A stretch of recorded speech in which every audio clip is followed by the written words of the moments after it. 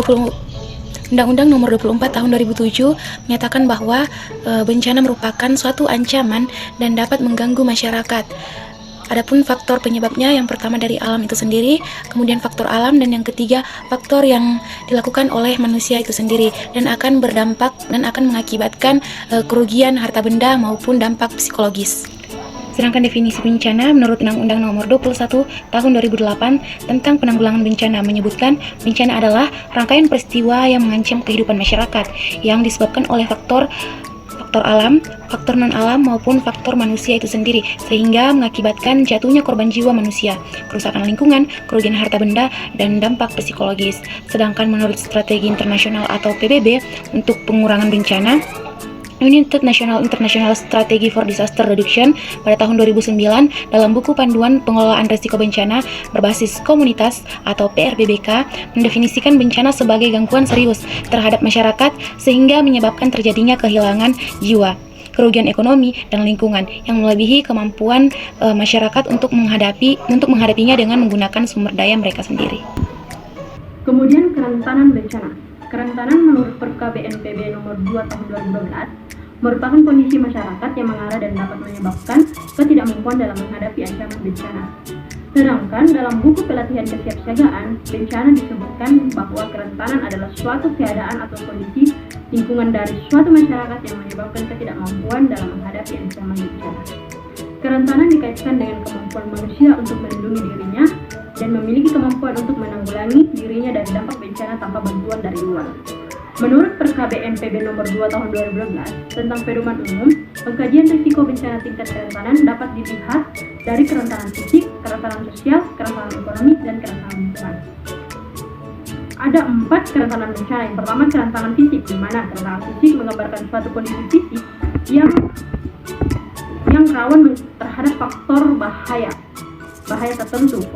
Kondisi kerentanan ini dapat dilihat dari beberapa indikator sebagai berikut: kepadatan rumah, permanen atau semi-permanen, dan non-permanen, ketersediaan bangunan, kemudian ketersediaan fasilitas umum, dan ketersediaan fasilitas khusus. Kemudian yang kedua, kerentanan sosial. Kerentanan sosial menggambarkan kondisi tingkat kerapuhan sosial dalam menghadapi bahaya. Pada kondisi sosial yang rentan, maka jika terjadi bencana dapat dipastikan akan menimbulkan dampak kerugian yang besar. Indikator yang digunakan untuk mengetahui kerentanan sosial yaitu kepadatan penduduk, rasio jenis kelamin, rasio kemiskinan, rasio cacat dari rasio kelompok umur. Kemudian yang ketiga, kerentanan ekonomi, menggambarkan satu kondisi tingkat kerapuhan ekonomi dalam menghadapi ancaman bahaya. Indikator yang digunakan untuk menyatakan kerentanan ekonomi yaitu luas lahan produktif dan PDRB. Kemudian yang keempat, kerentanan lingkungan, menggambarkan tingkat ketersediaan sumber daya seperti lahan, air, udara, serta kerusakan lingkungan yang terjadi. Indikator yang digunakan untuk mengukur kerentanan lingkungan antara lain penutupan lahan seperti hutan lindung, hutan alam, hutan bakau, rawa, dan semak berluka. Kemudian manajemen bencana dibagi menjadi 3 tahap, yaitu prabencana, saat bencana, dan pasca bencana. Kemudian manajemen bencana. Manajemen bencana pada dasarnya berupaya untuk menghindari masyarakat dari bencana baik dengan mengurangi kemungkinan munculnya asar maupun kerentanan. Manajemen bencana adalah suatu proses dinamis, berlanjut dan terpadu untuk meningkatkan kualitas langkah-langkah yang berhubungan dengan observasi dan analisis bencana serta pencegahan, mitigasi, kesiapsiagaan, peringatan dini, penanganan darurat, rehabilitasi, dan rekonstruksi. Ini bencana menurut Undang-Undang Nomor 24 Tahun 2007. Kemudian, manajemen bencana merupakan satu siklus yang tidak dapat terpisah dari tahap prabencana hingga pasca bencana. Manajemen bencana merupakan suatu hal yang wajib ada dalam pengelolaan suatu wilayah yang mempunyai potensi bencana ataupun tidak. Hal ini bertujuan untuk membentuk daerah dan masyarakat yang tangguh bencana. Tahapan manajemen bencana secara umum. Tahapan manajemen bencana dimulai dari pengelolaan jua sebelum bencana, prabencana, saat terjadi bencana, dan pasca terjadi bencana. Berdasarkan Undang-Undang Nomor 24 Tahun 2007 tentang penanggulangan bencana, manajemen bencana dibagi menjadi 3 tahap, yaitu prabencana, saat bencana, dan pasca bencana. Di mana prabencana itu kita harus kesiapsiagaannya, peringatan dini dan mitigasi. Kemudian yang kedua, saat bencana kita harus tanggap darurat. Kemudian yang ketiga, pasca bencana, yang dimana rehabilitasi dan rekonstruksi. Apa itu kebakaran? Kebakaran adalah adanya api yang tidak dikehendaki. Peristiwa kebakaran terjadi diawali dengan pembakaran, kemudian api tersebut sudah tidak dapat terkendali dan mengancam keselamatan jiwa dan harta benda. Ada 4 unsur pemicu adanya kebakaran. Yang pertama itu adanya oksigen, kemudian bahan bakar atau bahan yang mudah terbakar, kemudian reaksi bahan kimia, kemudian keadaan panas yang melampaui suhu kebakaran. Adapun jenis-jenis kebakarannya itu ada kebakaran biasa, kemudian kebakaran bahan cairan, kemudian kebakaran listrik, dan kebakaran logam. Kemudian tingkat kebakaran. Tingkat kebakaran ini ada 3 tahap. Yang pertama, bahaya kebakaran sedang 1. Bahaya kebakaran sedang 1 yaitu faktor pemicunya yaitu bahan bakar yang mudah terbakar seperti tabung gas yang berada di area rumah yang perluasannya itu 0,5 meter. Kemudian bahaya kebakaran sedang 2. Bahaya kebakaran sedang 2 yaitu faktor pemicunya bahan bakar yang mudah terbakar seperti pom bensin yang berada di sekitar lokasi kebakaran yang perluasannya itu melebihi batas kebakarannya 4 meter. Kemudian bahaya kebakaran sedang 3. Bahaya kebakaran sedang 3 ini bahaya kebakaran yang sudah meluas. Faktor pemicunya itu seperti korslet listrik yang mengakibatkan area-area sekitar terbakar. Kemudian definisi dari kesiapsiagaan.